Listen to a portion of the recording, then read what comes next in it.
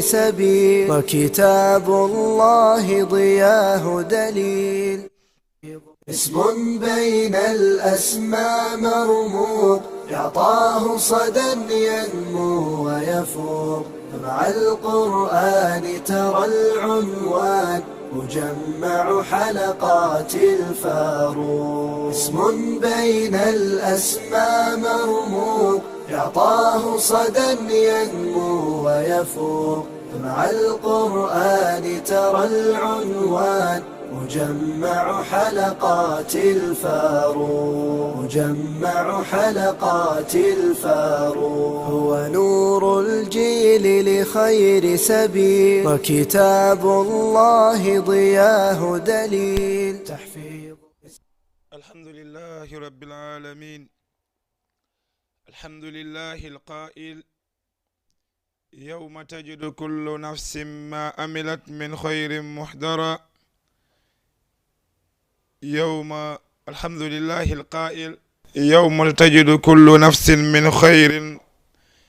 محضرا وما عملت من سوء تود لو أن بينه وبينها أمدا بعيدا ويحذركم الله نفسه. والصلاة والسلام على نبي محمد القائل: اطلعت في النار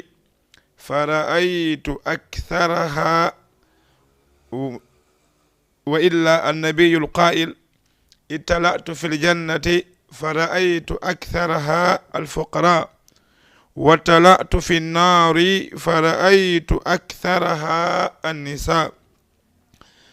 ثم صلاة الله وسلامه عليه وعلى التابعين والصحابة عليهم الصلاة والسلام أجمعين. ثم أما بعد، إخوة المشاهدين في كل مكان، أحييكم جميعا بتحية الإسلام الخالدة، تحية المسلم لأخي المسلم، ألا وهي قائلا لكم: السلام عليكم ورحمة الله وبركاته. أيها الإخوة، بعون الله تبارك وتعالى وبمنه لقد قدر الله سبحانه وتعالى بأن نرجع ونتلاقى في هذه القناة المباركة ألا وهي جما تي في مع موضوعكم الذين عرفتم بغند الإفهام. فأيها الأخوة، اليوم عندنا محاضرة تدور حول النساء أكثر أهل النار. مسيب جلبة يتي الله تبارك وتعالى إنه دو وندنيدما nyande wonkil aroyta tawamo kanko Allahu tabaraka wa ta'ala. law inni yawma tajidu kullu nafsin ma amilat min khairin muhdara. nyande tawata kala wo wonkil koki golli hakkunde makke Allahu tabaraka wa ta'ala ɗum no wallina laakara ki ara ki tawa ɗum ɗon koki golli kon, imma ko moƴƴi ki tawoya, ma ko boni ki tawoya. Allahu inni min khairin muhdara, siko moƴƴere kañum kadi o taway.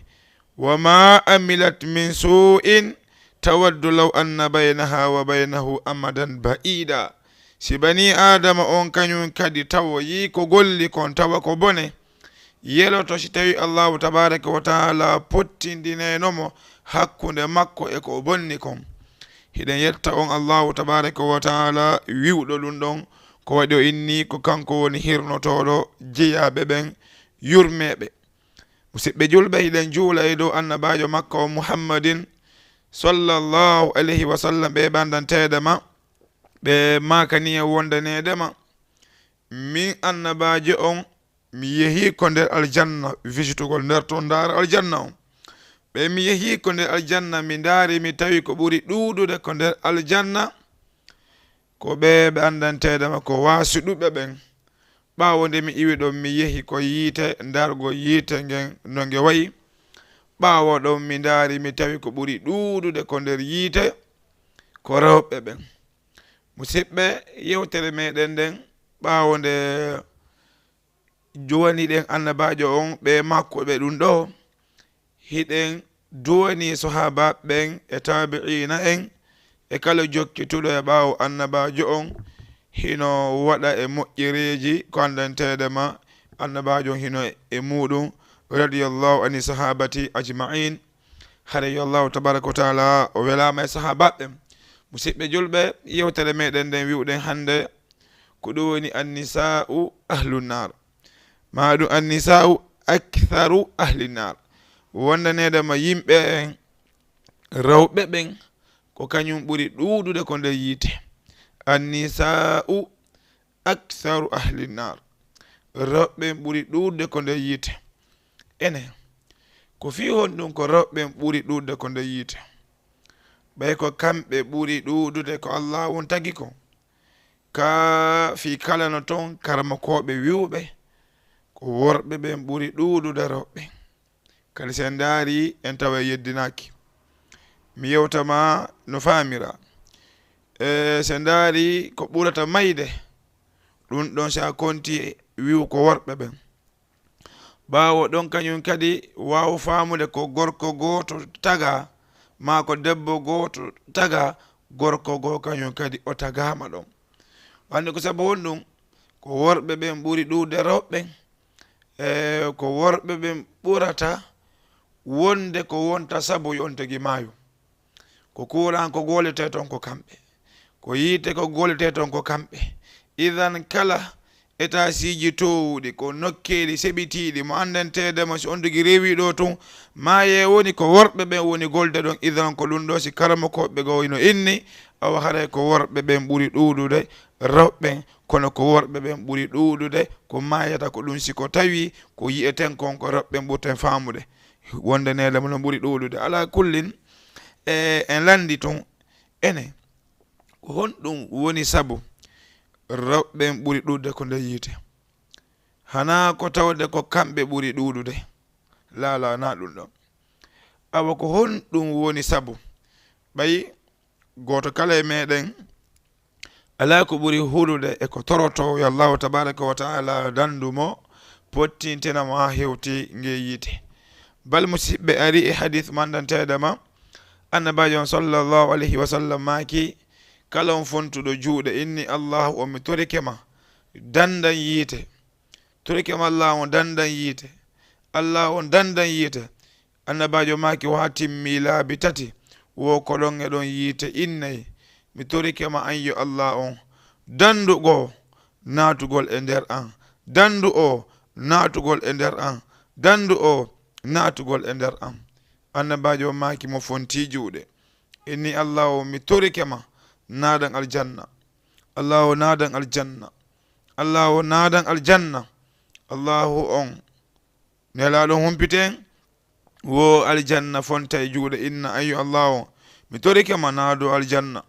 allahu naado aljanna, allahu naado aljanna. idan enen fof ko wonɗen torade koye allahu dande en yiite naade en aljanna. nam idan noon si tawi noon ari tawi ko rewɓe ɓuri ɗuɗde ko nder yiite hiɗen duwa andude ko honɗum woni sabu tawi ko rewɓe ɓuri ɗuɗde ko nder yiite. ene ko fi honɗum ko ɓe rewɓe ɓurta ɗuɗde ko nder yiite ko sabu honɗum? ene ko rewɓe hefera ɓen tum wi'a, ɓe ceernoɓe ɓen ɓe maki wona ɓen tum wi'a, bal no natore muɗum rewɓe julɓe gonɗinɓe waɗenoɓe moƴƴereji hino e natoyeɓe yiite ɓen kañum kadi. idan nelaɗo on sallllahu alayhi wa sallam musidɓe dandantedema allahu tabaraka wa taala noddiɓe yoɓe yahu ko kammu. annabajo on ɓay yeehi ha ka kammu yiidi allahu tabaraka wa taala.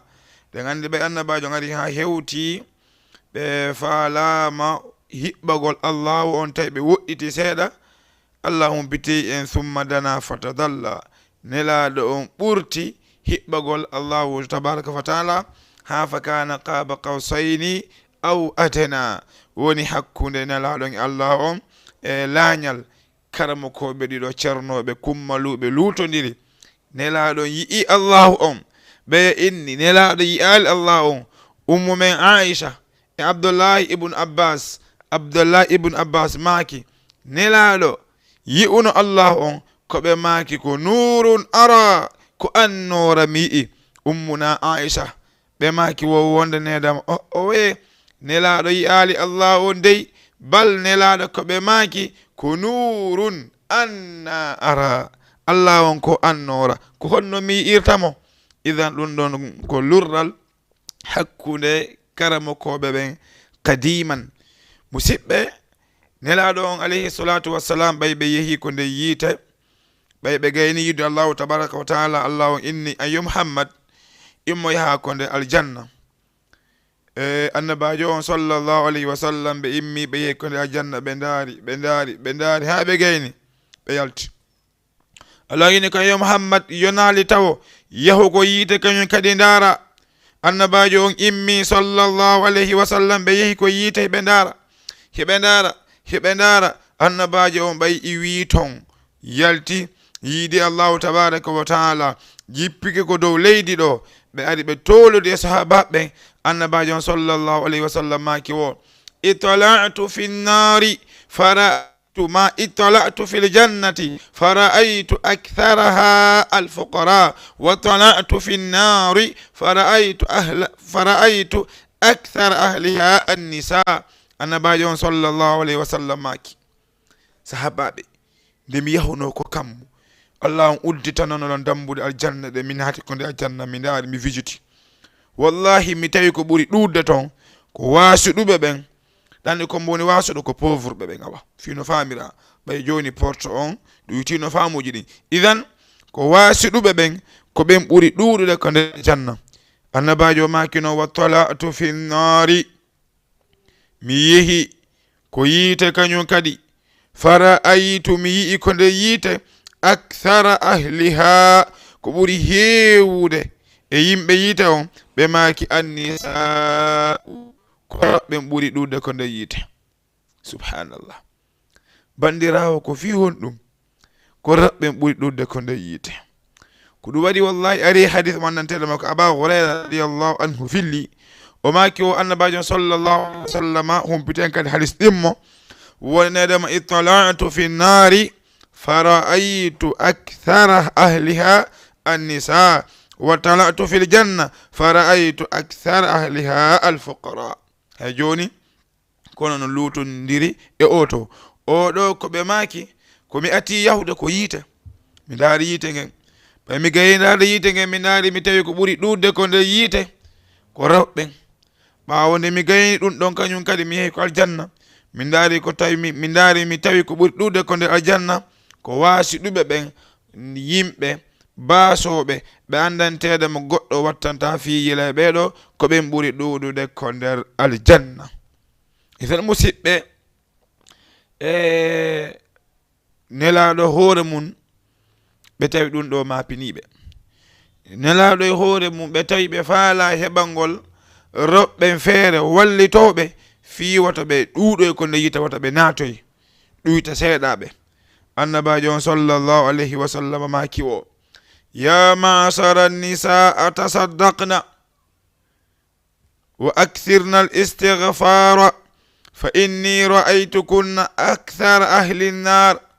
فقالت امرأة منهن وما لنا يا رسول الله أكثر أهل النار قال تكثرن اللعنة وتكفرن العشيرة ما رأيت من ناقصات العقل والدين أغلب للذي لب منكن قالت يا رسول الله وما ناقصات العقل والدين قال أما ناقصات العقل فشهادة امرأتين تعدل بشهادة رجل واحد ما تعدل بشهادة رجل فهذا نقصان العقل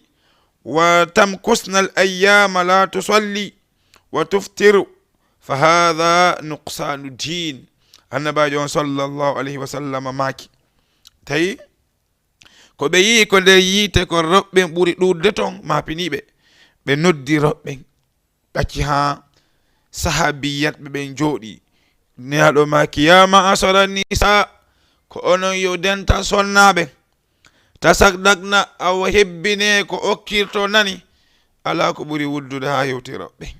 ko waɗi kamɓe mbuuɗi koɓe jogiti konko Maryam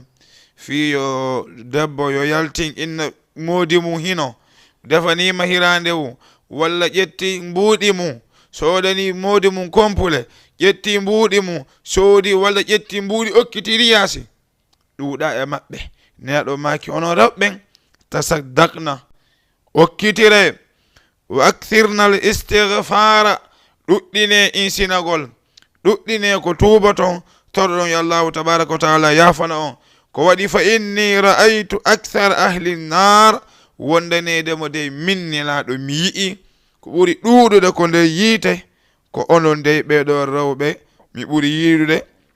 no ɗuuɗi ko nde yiite. fa inni ra'aytu kunna, min dey mi yi'i on onon ɓe rewɓe ɗo onon ɓuri ɗuuɗude ko nde yiite. on tumasi fa qalat imra'atun min hunna, debbo goto kisa ŋaɗɗi nelaɗo, subhanallah nelaɗo, wa ma lana ya rasulallah akthar ahli nar, ene nelaɗo ko fi honɗum ko minen rewɓen ɓuri ɗuuɗde ko nde yiite, ko honɗum waɗi, ko honɗum woni probléme mo andantedema ko minen rewɓen ɓuri ɗuuɗde ko nde yiite. qala ɓe maki tukthirna la'na, hiɗon heewi ko huɗoton, wa takfurna al-ashira, ma habboɗen ɗon woni tukthirna la'na, hiɗon heewi ko huɗoton. ɓiɗɗo ma immoɗo yo hunde kaari, immoɗo yo hunde kaari, ɓiɗɗo ma on o waɗay tun gollal wi innamo immoɗo yo hunde kaari, huɗamo ɗon e ɗon, o fusi kason hunde kaari, on fusanilan kason, o waɗi hiɗon huɗa ɗon huɗa, nelaɗo maake ɗum ɗo no jeeya e sabu ko wonta yon ɗuuɗo ko nde yiite. ɗimmum ɗum wa takfurna al-ashira, ɓe maaki hiɗon yedda wuuridal, hiɗon yedda wuuridal, en arta e muɗum joni woni sonnajo welda e moodi mo masha Allah, gorko on ko heɓi wona okkaramo, hino sonnamo conci, hino waɗanamo, hiɓe jalida, si woni ha ɓe haɓi o sonnajo ko honɗum waɗata joni, koyo inno wallahi min ibi komi ari ko maɗo ha hande mi heɓali ɓurtu, rewɓe go wullira nena mum e nene he ko waɗɗollan, e pourtant wona nena makko forsunomo o naata e ngal dewgal de, e baba he ko waɗɗollan, e pourtant ba makko haɓɓanoma addimogoy ko kanko hekkino yeeso o ɗowta imo yiɗuno o forsanoka. joni noon ko honɗum o debbo wiyata, ibi mi ari ɗo ha hande mi fowtaki e moɗon, ibi mi ari e ngal dewgal ha hande mi heɓali jam, ibi mi ari e ngal dewgal moɗon ko soñjatu wona conci laaɓuɗi, wona paɗe yonuɗe, wona kompule, wona danki, wona julle, wona fauteuji, wona ridoji, wona jawe, wona sen, modi onon ibi mi ari ɗo hay e hunde tawa ko ɓuri kon modi makko sodanimo. ɗum ɗo no jeeya e ko wonata sabu rewɓe ɓen yoɓe ɗuuɗe ko nde yita jahannam. yo Allah on renan en bandiraɓe meɗen ɓen dande ɓe heewegol ko nde yiite. ko ɗum sinelaɗo makino wonnedema ma ra'aytu naqsatil aqli wad din, kadi mi meeɗa yi'ude ɗuytoriɓe haqqil, ɗuytori diina ha hewti moɗon. ala wa ɓurɗo on ɗuytade haqqil, ɗuytorade diina kañum kadi. on tumasi sonnajo goto kadi o inni ene yo annabajo Allah on ko fi honɗum haqqil amen no ɗuyti, kadi ko fi honɗum diina amen no ɗuyti timma. nelaɗo maki amma komi inni kon haqqille mon no ɗuyti, seede rewɓe ɗiɗo hino fota debbo goto, honno yona seede rewɓe ɗiɗo hino fota e gorko goto. idan woni sa falama addude seede gorko goto ko arata, a heɓali gorko goto ko ya lontin rewɓe ɗiɗo, fiis o yeggiti andintina oya ko waɗi kamɓe haqqille ɗen timma. ɓe maki noon seede rewɓe ɗiɗo hino fota e gorko goto, ɓe maki ko ɗum ɗon wiyete ɗuytagol haqqille ɗen. ɓe maki hiɗon tolo, hiɗon jooɗo onon ɓe rewɓe ñiiɓa e balɗe ɗe andantede mon ala e juulude, ɗe andantede mon ala e horude, wattu juulugol yonayi on ala no juuliron, ko waɗi on wonda e laaɓal. suumaye yonaye ko duwaɗon horude, on wawata horude, ko waɗi on wonda e laaɓal. ɗum ɗo holli diina mon no ɗuyti. idan ɗum ɗo hollay sonnajo on yo wawa famude haqqille ɗen du timma, diina makko kan du timma, ene ko kongo timma ɗon kadi o faala ɗuytude, o naɓa ɗum ɗon ha o jonnoya annabajo, o tawoya Allah on. ndaare nde annabajo on wowli mi yi'i onon roɓɓen ɓuri ɗuude ko nde yiite sonnajo landi nelaɗo ko fi honɗum ko minen ɓuri ɗuude ko nde yiite nelaɗo maaki ɗon heewi ko huɗo ton ɓiɗɗo mon waɗay tum huɗon ko wona noon kañum kadi noon hiɗon yedde wuuridal hakkundeji moɗon e modiraɓe moɗon ɓe. idan musidɓe ko fi honɗum ɓe rewɓe ɓuri ɗuudude ko nder yiite. ɗen andi yahowo wañugol o yoɓoto finkaari e bareji e piiji ɗuuɗude ko felliroyta. ɗon andi cheytan sino yahude wañoygol fiyo nangoy worɓe ɓen ko hombo wonata bareji cheytan ko haɓɓata o jogito fiyo nangoy manasa fami cheytane sino yaltude wañoygol himo jogiti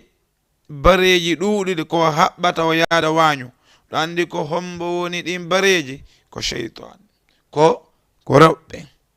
ko yo ƴettu rewɓe bonɓe jikku bonɓe ñaa o hikkina ɓen ɗon yeeso fiyo hendo oɗo gorko. ko ɗum nelaɗon alayhi salatu wassalam ɓe mako no ñande goo wonde nedema ma taraktu min ba'di fitnatan adarru ala rijali min annisa'i. wonde nedema mi accali fitna hay e gooto lorrowo worɓe ɓen ha hewtiroɓe. musidɗo hay e hunde wawatamo lorrude ha hewtiroɓe. kala mo allahu tabaraka wa taala dandi immorde e bone ɓe haray allahu tabaraka wa taala dandima piiji heewɗum. yo allahu on surru en o danda en kala ko immorte kala ko yowdiri e boneji iwreɓe e ɓeɗo sonnaɓe. musidɓe julɓe se ndaari kañum kadi ko wi'ete kon annisa'u aktharu ahli nar roɓɓen ɓuri ɗuuɗude ko nder yiite haray no hawni. ɗen andi hino e sabuji roɓɓen ko ɓuri ɗuuɗude ko nder yiite ko ɓe ɓoroto kon ɓe yalta yaasi. ñande goo annabajo on sallallahu alayhi wa sallam no yaada e sahaba ɓen ko ladde ni ɓe yi'i colli ɓawliɗi mir hino e nder ladde ni ɗi colli no sukki hiɗi ɓawli moƴƴa nelaɗo maki subhanallah ndaare nelan colli o yiiɗi colli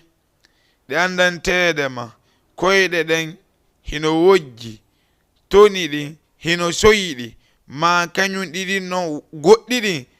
tondu ndun haray no wojji goɗɗi ɗin tondu ndun haray hino soyiɗi ko ɗum woni zone hindu wi'e alghurabu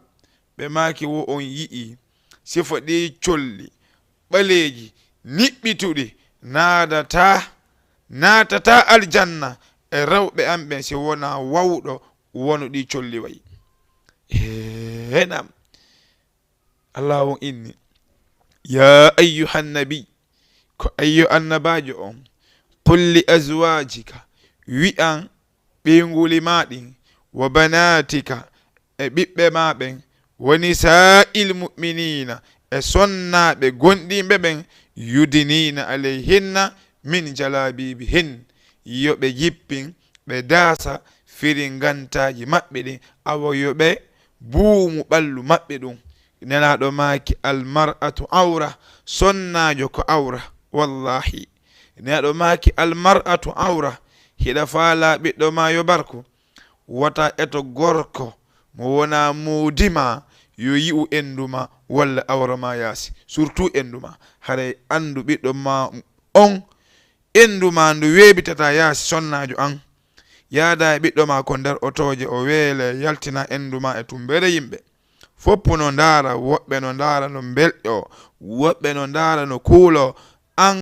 jonna ndun endu ɓiɗɗo ma yo muynu habboɗa ɗo président habboɗa ɗo karamoko en habboɗa ɗo ustad en habboɗa ɗo ceerno en e omo wonɗa jonnude ndu endu nde worɓe ɓen foppu ndaari belƴini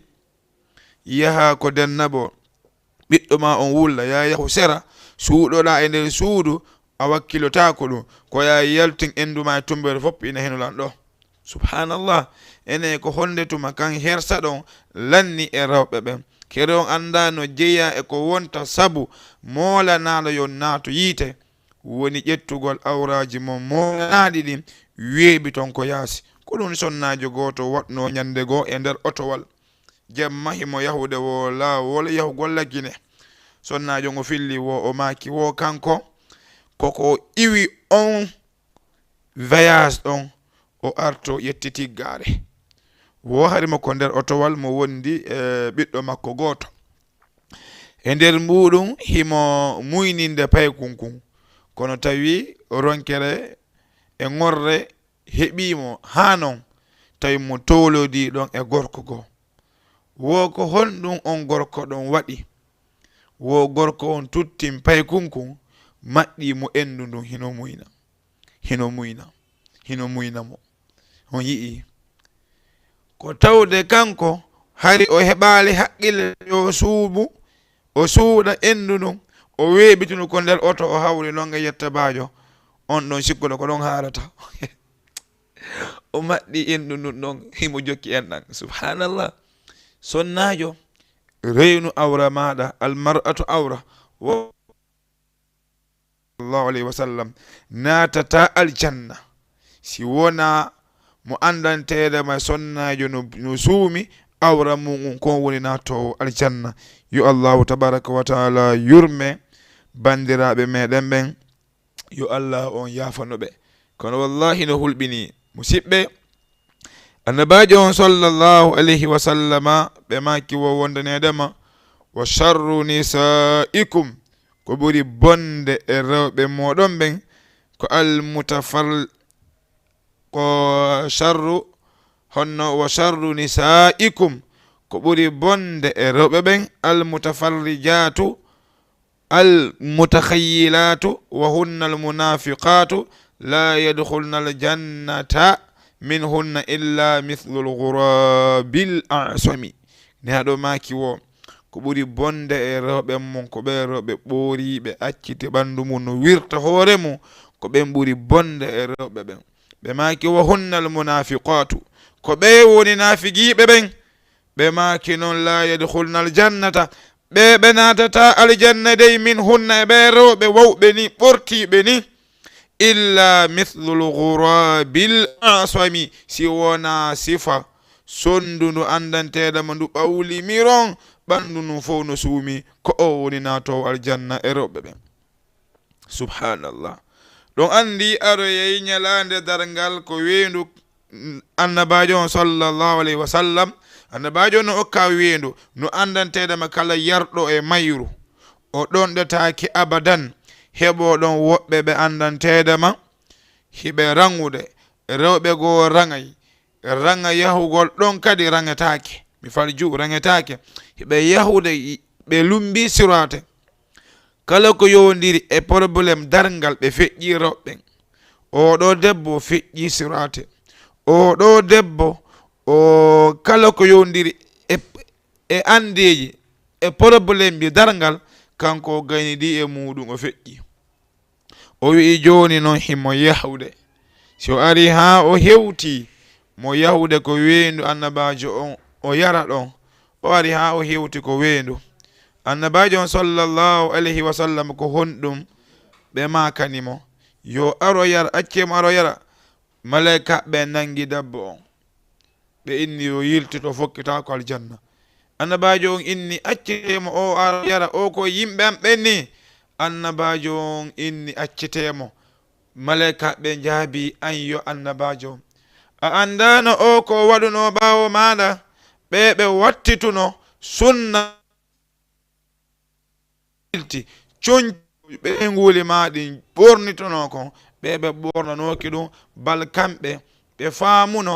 estariyagal jiwo ko si yaltini endu mum. estariyagal jiwo ko si ami fo yii. estariyagal jiwo ko si ɓorike fo yii kelli weltike inne muɗi kan wone top. eyi kay kono woniri kan wone top e natoyeɓe yita ɓe si a tubali amayirino bandirawo yo allah on dande ɗum ɗo. a faala estariyagal hulu allah on ala inna awliya allahi la khawfun alayhim wala hum yahzanun. huluɓe allahu tabaraka wa taala yiɓɓe makko ɓen kulol alanaɓe ko ɓe woni e fokkiti ton walla hum yahzanuna ɓe sunaki kadi ko ɓe acci ɓawo kon nam bandirawo faala wonde e star ndaaro ko honno yumma men Aisha siforno bandirawo faala wonde e star jangu Qur'an hunjoɗa bandirawo faala wonde e star ndaaro yumma men Fatima ndaaru ɓe ko honno ɓe sifitorano hara essar yagal mangal heɓike ko aduna wo e ko lakara wo illa haray ko a cheytane mo cheytane immini andi Allah innino e ton cheytaneji e yimɓe minal jinnati wan nas ñande o ñande woɓɓe jangga qul a'udhu bi rabbin nas woni minal jinnati wan nas cheytane no e yimɓe ɓe no e jinnaji ɗin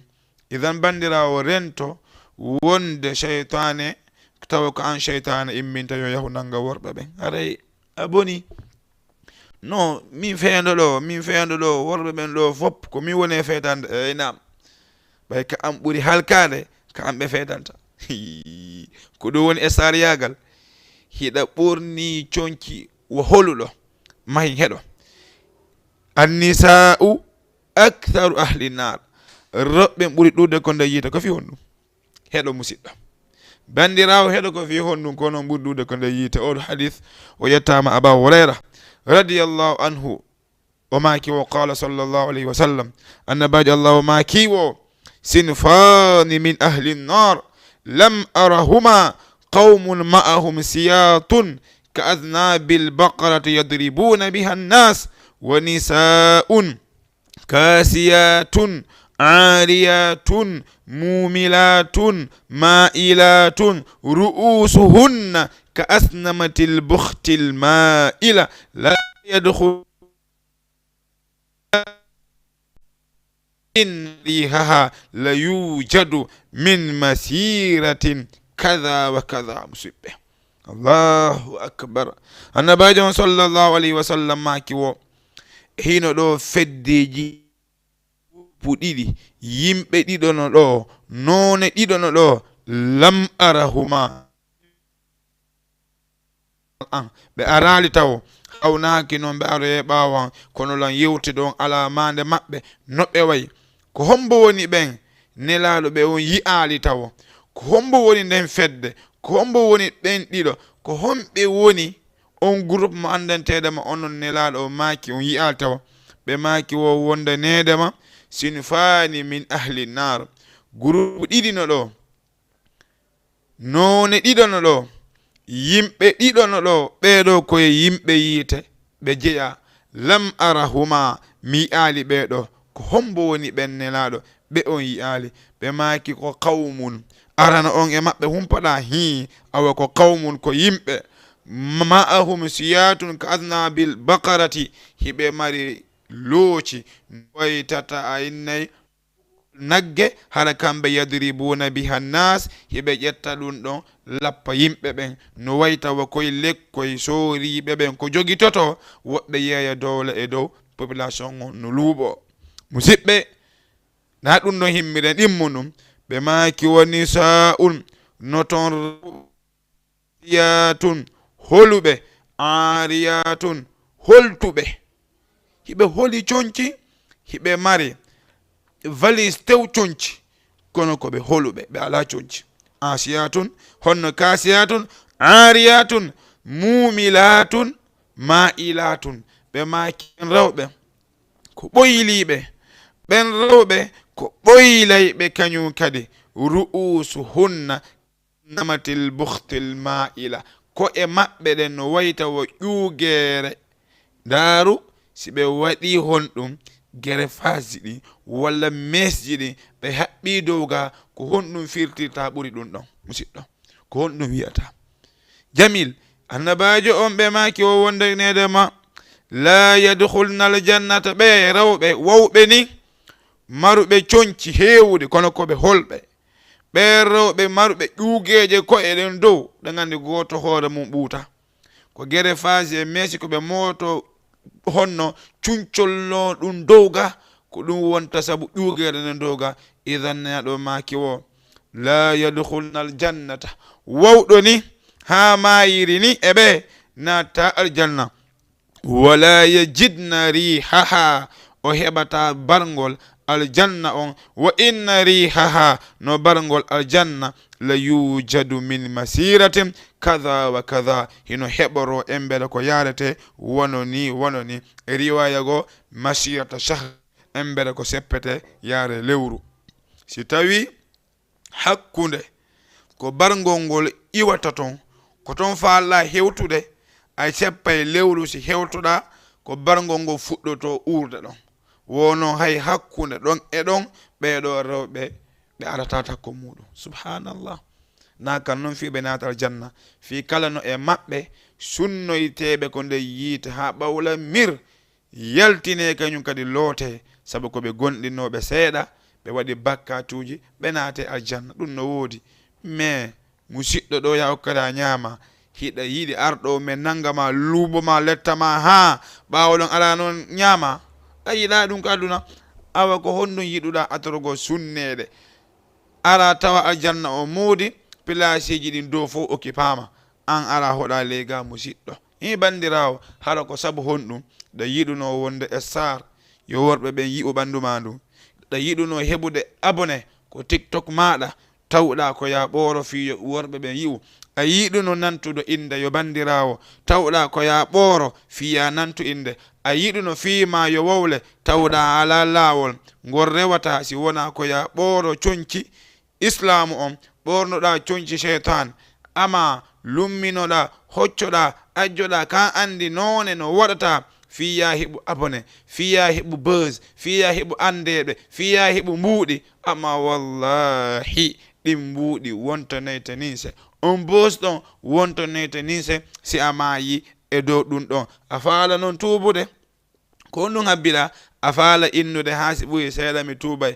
ko ɗum wonma e jam faada yo bandirawo siɗa inna lewru aroru duuɓi aroji min kadi ɗo mi mayirtani heɗo allah on inni ko fi honɗum hiɗa inna bandirawo min kadi dey mi toraki allah o mayirgolgoy ni lan andigoy komi jokki kon moƴƴa lan andigoy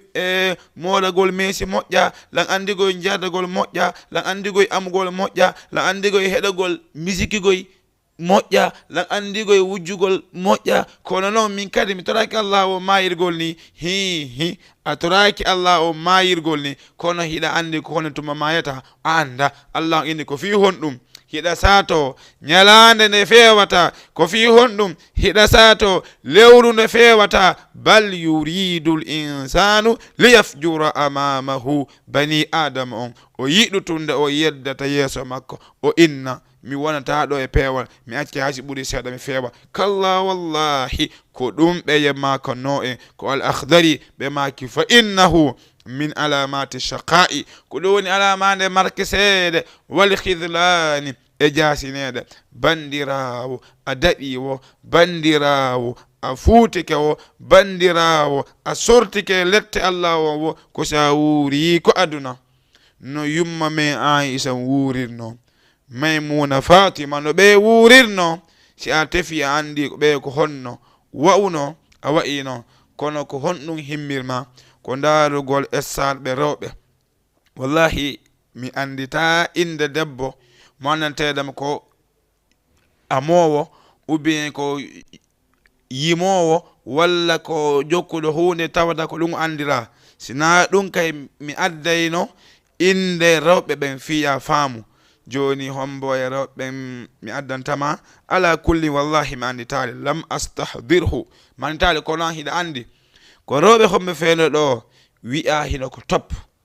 tawi top yagal maɓɓe ngal ko ɓe woni wirtude kon hoore maɓɓe top yagal maɓɓe ngal koko worɓe ɓe woni ɓe jiiɓude kon an ko ɓe faala nandude awa yubasu kullu abdin ala ma mata alayhi kama qala sallallahu alayhi wa sallam annabajo maki wo kala bani adam o immintinte e dow ko maayi kon man shaba ala qawmin shaba alayhim wa man mata ala shay'in wa man shaba ala shay'in shaba alayhi wa man shaba ala shay'in mata alayhi wa man mata ala shay'in bu'itha alayhi annabajo on ma ɓeɗo cernoɓe make ibara kala on ettuɗo yo nando e hunde ɓe maki o nande e muɗum ɓe maki kañum kadi noon kala noon on mo andani tedema o nandi e hunde o maye e muɗum ɓe maki kala no on mo andantedema o wuuri e hunde ha o mayi e muɗum o immintinte ɗum ɗon keɗa jangali ko Allah inni wa tara nnasa sukara wa ma hum bi sukara walakinna adhaba allahi shadid ayiye yimɓe no immo ñalandere ngal no niggi nagganno inna o ko siwruɗo ko woni siwruɗo o mandilu inna o dey o mandilu o ko siwruɗo Allah inni wa ma hum bi sukara o mandilagoy walakin adhaba allahi shadid ko letta Allah ɗen tiiɗi ayiye non gorko hino immo e dow debbo tawa ko wonnoɓe wadde zina Allahu tabaraka wa taala ƴettiɗo ruh on yiya o debbo kewnoɗo amugol suware ko artata cheytane Allahu tabaraka wa taala ƴetti ruh on ton o immoyto ñalani dargal mo iwri suware yiya oɗo debbo ko yahunoɗo walugol o immoyo ñalande dargal o maaye on gorko ko yawno walugol ton o immoyo ñalande dargal mo iwri e waɗoygol zina subhanallah ene ko hombo jogii garanti wuure ha jango ko hombo jogii garanti wuure dans 10 minutes on ala ɓay nan ala garanti moƴƴi fi maɗa wallahi bandirawo si a yi hiɗa ama fi buzz si a yi hiɗa ɓorno itta concima fiya heɓo buzz a nantoinde ɗan ko sabu on ɗum sabu hunde wotere wonɗa e latindengal gollam ma woni hon ɗum Allahu azza wa jalla no okkorma cellal hiɗa gollitirde ngal cellal ɗon hiɗa yeddide Allah sabu wallahi si Allah o muusineno koyngal a amatano si Allah o muusineno jungo a yahatano jonna worɓe jungo si Allah ɓuutirno jungo ma si Allah on waɗunemo nawnare a waɗatano kono ko nema mo Allahu tabaraka wa taala okkorma on yo bandirawo hiɗa jalbe salɗa rawni hiɗa laba hiɗa foti hiɗa dari no wowli ton non hiɗa mari forme hiɗa mari ɗi fof ko ɗum ɗo Allahu on tagirma moƴƴini fi maɗa fi ayi shoti ma shara kabak fi kala ko laba kon wona ko rewnuɗen kon ko ɓernde nden woni ko labete e bani adam kono ɓay enen ko laba ko yaasi kon rewnuɗen ko ɗum silan yewde en ɗum ɗon awa kon ko rewnuɗen yeeso ɗo ɗum wonali kono laba fi ko noon ko laba ɗo ko Allah on arkisuma ɗo ko ɗum ɗo wonɗa ƴettude nemaji ko Allah o nemirma ko weɓitira yedda Allah inni alam tara ila alladhina baddalu ni'matallahi kufran wa ahallu qawmahum daral bawari jahannam yaslawnaha fa bi'sal qarar ene e ayyali ummo andantedamo mi okkorimo nemaji mi sellinimo mi okkorimo himo laba mi okkorimo darde himo foti nema ɗum fof ko nemaji no alam tara ila alladhina baddalu e iyale ɓe mbantede mo wattiti ni'matallahi nemaji Allahu tabaraka wa taala ɗi wa ahallu qawmahum ɓe honni yimɓe maɓɓe ɓen daral bawar kanko honni hoore makko galle halakuye Allah yiniɗa ande ko honɗum woni ɗen galle halakuye ko jahannam ko yiite jahannam o naate ka o natta Allah on Allah ini yaslawna ha o naatoye e nder magge fa bi'sal qarar embaton boni ñiɓirde sonnajo ko buzz falanoɗa ha wirtuɗa ɓanduma ñiɓirde ma ndeni musidɗo annisa'u aktharu ahli nnar roɓɓe ɓuri ɗudde ko nde yiite ndaru oɗo hadith o ƴettama wiyeteɗo an ibn abbasin qala annabiyu sallallahu alayhi wa sallam uritu nnara fa ida aktharu ahliha nnisa'u yakfurna qila ayakfurna billah qala yakfurna al-ashira wa yakfurna al-ihsana لو أحسنت إلى إحداهن الدهر ثم رأت منك شيئا لقالت ما رأيت منك خيرا قط رواه البخاري النبي صلى الله عليه وسلم ماكي ووندني ما حديث ما أن عبد الله بن عباس في الليمو بماكي ووندني ما أريت النار محلا ما يتنج من النبي فرأيت فإذا أكثر أهلها tawi ko ɓuri ɗuɗude ko nder yiite ko annisa'u ko rewɓe ɓen tawi noon rewɓe fof yakfurna hiɓe yedda fa ida aktharuha nisa'u tawi ko ɓuri ɗuɗude ko nde yiite ko rewɓen tawi kayge ɗo ɓuri ɗuuɗde e rewɓen yakfurna hiɓe yeddude. qiila goɗɗo go landi ene annabajo on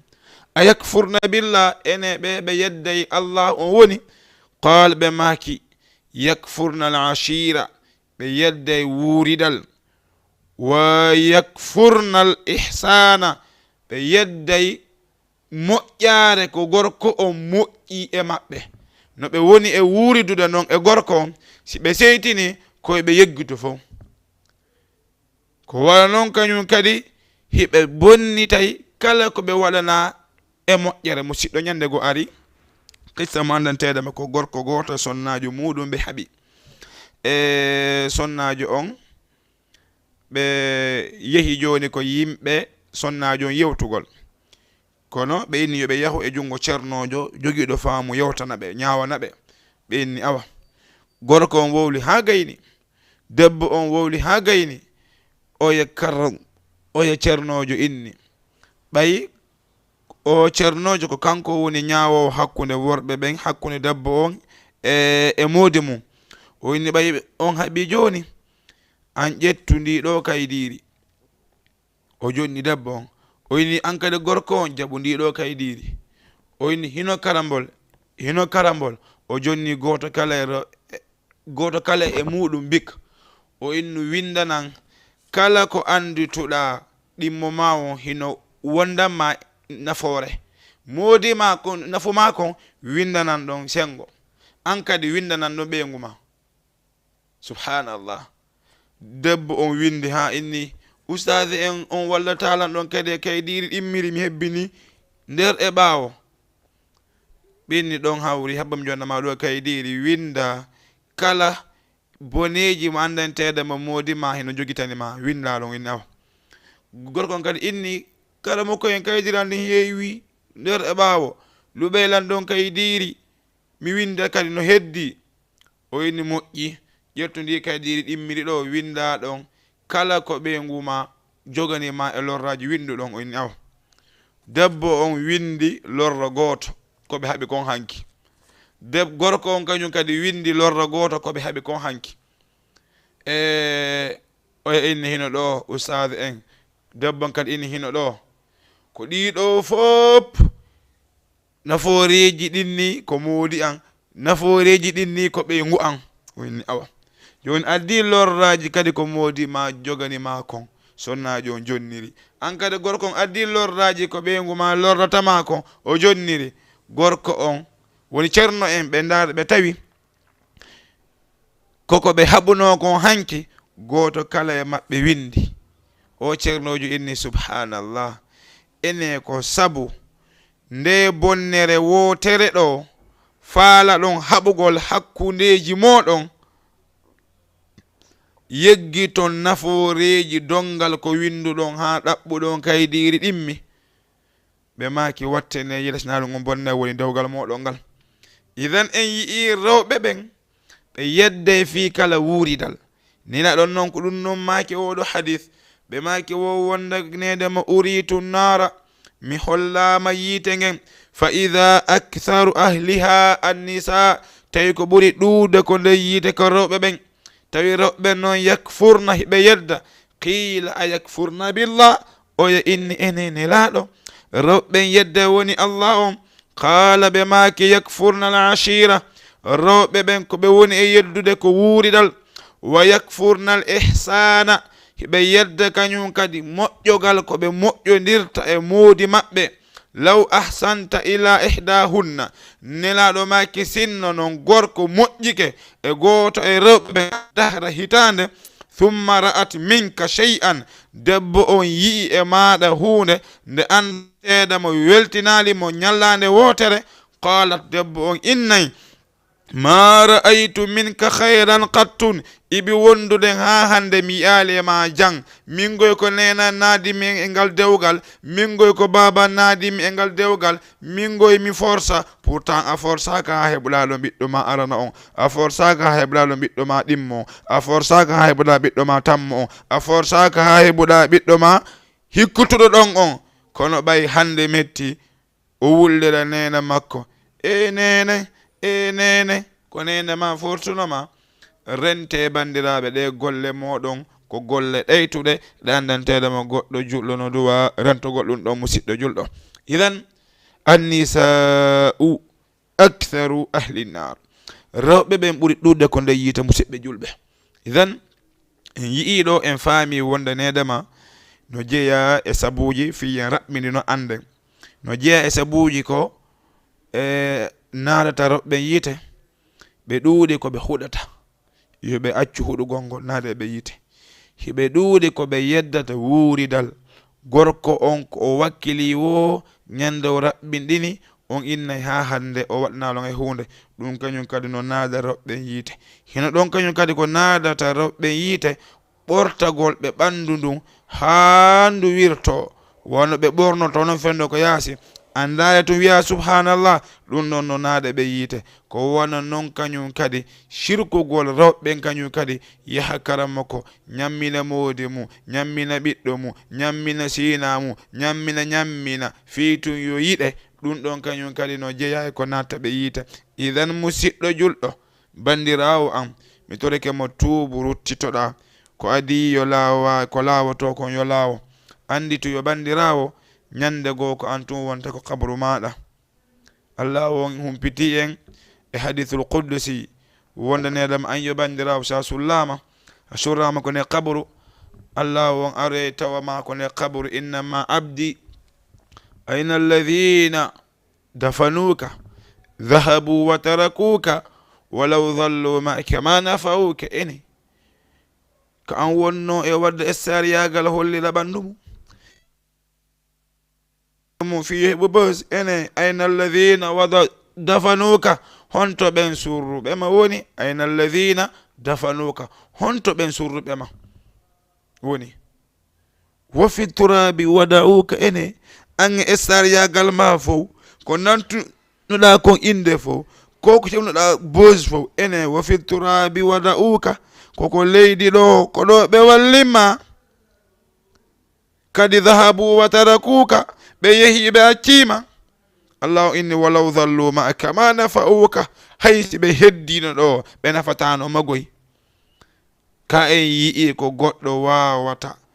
nafude mayɗo on si wona fontugo juuɗo ka ko yo jooɗo ɗon o habbo piiji aroji ɗon en yaal ɗum ɗon. idan bandirawo essariyagal ngal ko wonugol neɗɗo julɗo ko wonugol neɗɗo fewuɗo ko ruuɗiɗo e aduna kalamo kojo goto maki ibara o nden sakkitorde en on ɓe woni jonde nden o maki wo wonde nedema aduna on fof kala ko woni aduna hunde kanude e boneji muɗum fof kala ko boni e nder aduna on wo hino waɗa e nder suudu soka wo caabije mum ko accitugol yiɗugol aduna wo ko ɗum sottirte wo kan honɗum caabije muɗum ko yiɗugol aduna wo ko ɗum sottirte kala ko woni aduna ɗo tawata ko hunde bonde wo a faala sottude wo ko yiɗugol aduna. o maki wo kala moƴƴere non e aduna on fof hino omba e nder suudu woturu ko sottite fiya hendu moƴƴereji ɗin ɓe maki wo haray konde on togi ruɗoto e aduna on ɗon haray o wawa sottude moƴƴereji ɗin haray yallahu tabaraka wa taala yo reynu en yafano en fajireji ɗin haray noon kañum kadi en yeggitali e ɓe ɓarnanteɗema no ari darugol on togi sa gandananteɗema mi foyiɗo seeɗa miɗo weltani on buyi immorde nodduɓe yahuɓe nelduɓe e piijugo hewɗi wallahi musidɓe on duwanama on jarnama on fof moɗon mi wawata wolde inde goto e moɗon kono on fof moɗon iɓi yahunoɓe ko hôpital ɓen ɓe soodi lekkele ɗen yahunoɓe ɓen ko hôpital radio ji ɗin yoɓunoɓe ɓen soodunoɓe ordonnance ji ɗin ɓe andanteɗema ko kamɓe ƴettannolan otowal ngal personnel wal ngal min yeehi ha ko hôpital kañum kadi aller retour hiɓe iwtiri on togi modi on fof mi weltanike on yo allahu tabaraka wa taala yoɓu on ko ɓuuri e moƴƴude joddi yo allahu tabaraka wa taala waɗu barke moɗon yo allahu on ɓeydu giggol ngol e yurmenen hakkudeji meɗen acceden ha ɓooya juuta hiɗen jarna ɗon tun kadi wowlen inɗe ɗiɗo yaafolon woni oɗo wiyeteɗo Mouhammad Ɓooyi sanga nandanteɗama o humpitike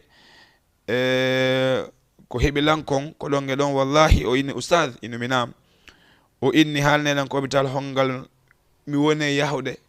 ko hôpital hombo fokkituɗon mi yaha hawren innumi ceerno Mouhammad o wi nam inumi haysi a yahali o wini lala oustad an goɗɗum heɓataɓe haralan ɗo miɗon ko yahude wallahi min hewtudu ko hôpital ɓawo nde o hewti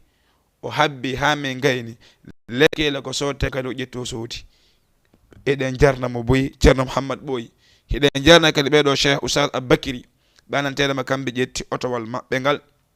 e piiji goo kamɓe kadi soodi ordonnance ji goo kadi ko yaasi ɓeɗo kañum kadi ɗen duwanoɓe ɗen jarnaɓe yo allahu tabaraka wa taala waɗu barke e maɓɓe e barke feyɓe maɓɓe ɓen waɗa barke e feyɓe julɓe ɓen hiɗen tori allahu azza wa jalla kañum kadi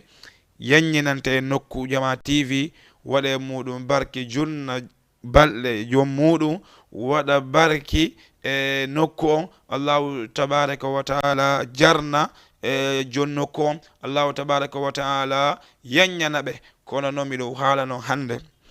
mi hewtuno ɗo walgol émission on mi yiɗa wollude kono ko welo ɓe